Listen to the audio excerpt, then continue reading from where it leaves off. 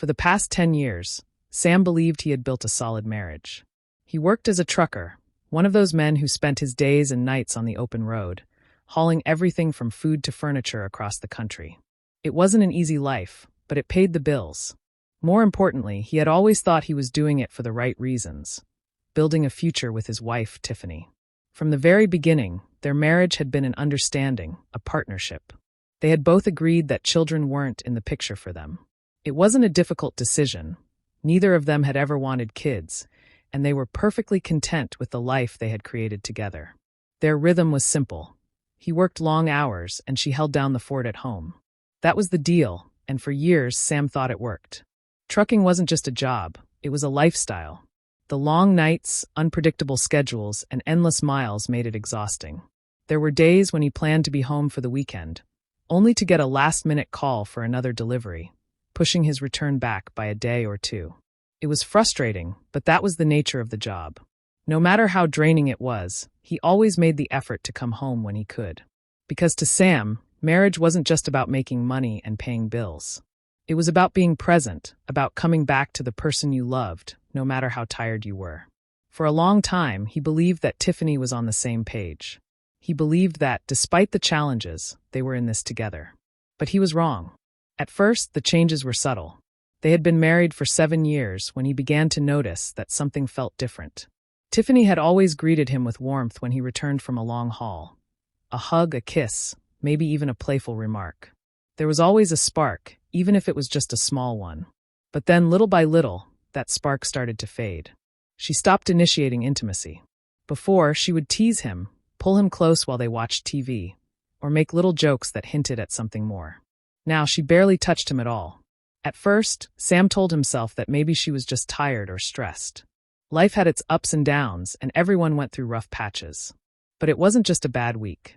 Or a bad month. It became the new normal. If he didn't make the first move, nothing happened. And even when he did, it felt forced. Like she was only going through the motions, doing it out of obligation rather than desire. Then came the texts, or rather, the lack of them.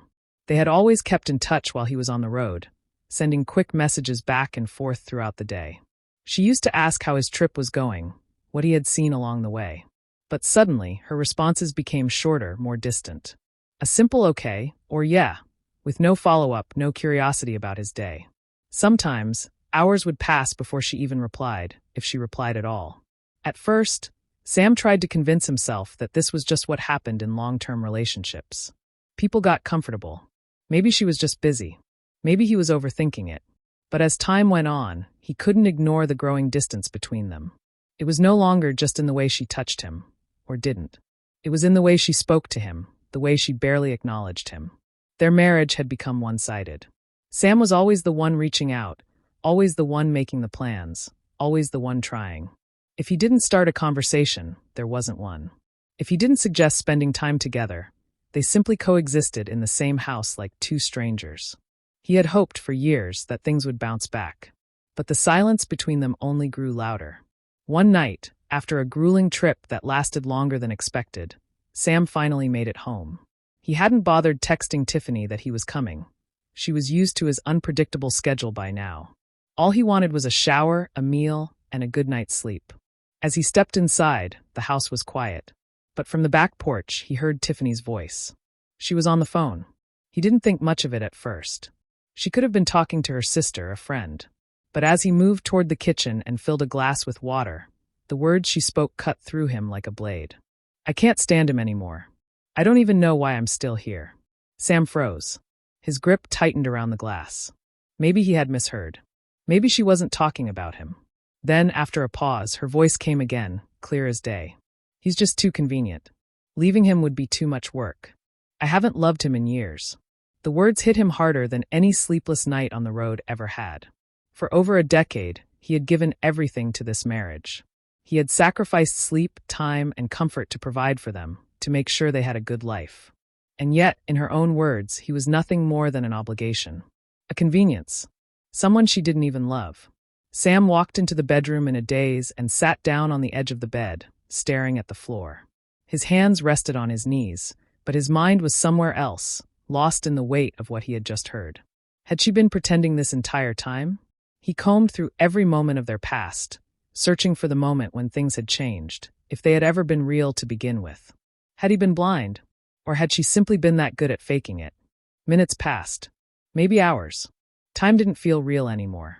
The door creaked open. Tiffany stepped in, her eyes widening when she saw him. For a brief second, she looked guilty, but she quickly forced a casual expression onto her face. "Oh, I didn't hear you come in," she said. She knew. Maybe she didn't know exactly how much he had heard, but she knew he had heard something. Sam didn't trust himself to speak. He simply nodded, not looking at her, because he knew that if he opened his mouth, the words would either come out shattered or laced with fury. She hesitated, standing in the doorway as if she wanted to say something else. Without another glance at her, he stood up and mumbled something about taking a shower. He didn't wait for her response. He just walked into the bathroom, locked the door behind him, and turned on the water. He stood under the scalding stream, letting it hit his skin, but it did nothing to wash away the weight in his chest. He wasn't even sure how long he stayed there. By the time he stepped out, he didn't go back to the bedroom. He didn't want to hear her meaningless small talk, didn't want to suffer through her silence either. Instead, he went to the living room, turned on the TV, and stared at the screen without really watching it. Normally, when he came home, he'd have a story to tell. Something funny from the road, something weird from a truck stop. Tonight, he had nothing. And Tiffany, she didn't ask. By the time he finally went to bed, she was already asleep. He lay there in the dark, staring at the ceiling, wondering how long she had felt this way, wondering why he was still here. By the time the first light of dawn crept through the window, his decision was made. He was leaving. Moving silently through the house, he took only what mattered, just a few personal things. Everything else could stay. None of it meant anything anymore. He didn't leave a note. As he stepped out into the crisp morning air, he didn't know where he was going. But wherever it was, it had to be better than staying with someone who only kept him around, because leaving was too much effort. Tiffany wanted an easy life. I could leave for a day and end up gone for a week if there were delays or last-minute deliveries. Tiffany was used to that. My unpredictable schedule had become the norm in our marriage. Normally, if I left while she was asleep, I'd send her a text in the morning or call her later in the day to check in. But this time, there was no reason to. Before leaving town, I made one last stop at the bank, withdrawing as much cash as I could without raising suspicion. Every dollar felt like a piece of my old life slipping away, but I didn't hesitate. I pulled out my phone, removed the SIM card, and snapped it in half. That tiny piece of plastic was the last direct link she had to me. No calls, no texts, no explanations, just silence. I knew Tiffany would eventually try to track me down, but I also knew it wouldn't be easy. Truckers don't leave a paper trail the way other people do. We move from place to place, our schedules unpredictable, our connections fleeting. Even if she asked around, all she'd get were vague guesses. Maybe I had gone up north. Maybe I had switched companies. Maybe I was still on the road somewhere, lost in the endless stretch of highway. It would be a dead end. With my phone destroyed and my ties to my old life severed, I drove. No destination, no plan, just distance. The farther I went, the lighter I felt. The weight of years spent in a hollow marriage lifted with every mile. Eventually, I ended up in a small Texas town, the kind of place where people minded their own business and didn't ask too many questions. It was perfect. No one knew me, and no one expected anything from me. I was just a man starting over. For months, I waited for regret to creep in. I expected to feel guilt, to question my decision, to wonder if I had made a mistake by walking away. But that moment never came. Instead, I felt something I hadn't felt in years, peace. At first, I kept myself busy with odd jobs, not because I needed the money, but because I could. Some days, I worked at a local auto shop, fixing up trucks like the ones I had driven cross-country for years. Other days, I helped out around town, mowing lawns for older folks who paid in home-cooked meals instead of cash. It wasn't about the paycheck. It was about doing something that didn't feel like an obligation. For once, I wasn't grinding myself into exhaustion to make someone else's life comfortable. I was living on my own terms. The biggest surprise wasn't the work, though. It was the people. Back in my old life, my only real interactions were with other truckers at rest stops or the occasional half-hearted conversation with Tiffany when she had the patience to entertain it. Here, I had real friends, guys who didn't care where I came from or why I was here. We'd sit around after work, drinking cheap beer and talking about life, about work, about the best burger joints in town. Simple things. Ordinary things. But things I had been missing for so long without even realizing it. And the best part? No obligations. No expectations. No one waiting for me to check in. No one counting the days until I got home. If I wanted to take a road trip, I did. If I wanted to sleep in, I did. Every choice I made was for me, and for the first time in years, I understood what freedom really felt like. A year passed before I heard from Tiffany again. I had assumed she'd give up eventually, that she'd move on the same way I had.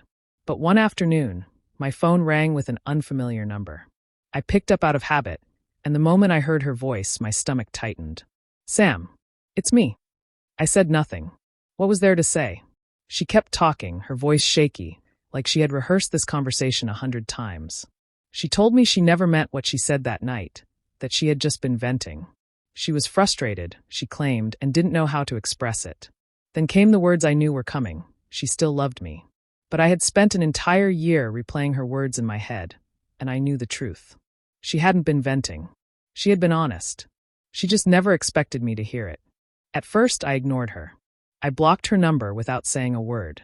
But she didn't stop. She used different numbers, sending long, emotional messages filled with apologies, promises, and regrets. She wrote about how empty the house felt without me, how she couldn't sleep at night, how she had made a terrible mistake. She even tried guilt-tripping me, telling me I had hurt her by leaving, that I should have given her a chance to explain, that we could fix this. But there was nothing to fix. I saw through the desperation. She wasn't sorry for what she had said. She was sorry for the consequences. She had assumed I would always be there, that no matter how little effort she put into our marriage, I would stay. When I finally responded, I gave her what she wanted. A reply, but not the one she was hoping for. "I'll come back," I told her. "But not for you. I'm coming back to end this marriage officially." Silence. For the first time in all her messages, all her calls, she had nothing to say. And honestly, I didn't care. Looking back, I never thought I'd be the kind of man to just disappear. That wasn't the plan when I left. I wasn't trying to vanish forever. I just wanted her to understand what it felt like to lose someone. I wanted her to wake up one day and realize I wasn't just some convenient fixture in her life, like a piece of furniture she never noticed until it was gone. But the longer I stayed away, the more I realized something. I didn't miss her. Not even a little. And if I didn't miss her, what was the point of going back? Now, I can see the signs had been there all along. The way she stopped texting me when I was on the road. The way she only touched me if I was the one to initiate it. For years, I told myself it was just a rough patch, something all couples go through. But the truth was simple. I was just convenient for her. I paid the bills. I gave her stability. But love? That had died a long time ago, and I had been too blind, or too hopeful, to see it. If there's one thing I've learned from this whole mess, it's that convenience is not love. Being tolerated is not the same as being cherished. If someone is only with you because leaving is too much work, then they are not your partner. They are just a person who happens to share your space. And if you ever get to a point where you feel like you have to beg for effort, you are already losing. Another thing, if someone doesn't value you, walk away. Don't argue. Don't explain. Just leave. If they cared, you wouldn't have to fight for their attention in the first place. And trust me, once you finally walk away, you'll realize how much peace you were missing. But the biggest lesson of all? Never ignore the warning signs. If you feel unwanted, you probably are. If you're constantly wondering if someone still loves you, you already have your answer. I saw the signs for years, and I ignored them because I wanted to believe in the version of her that I fell in love with. But that version was gone. And in the end, I had to accept the truth, no matter how much it hurt.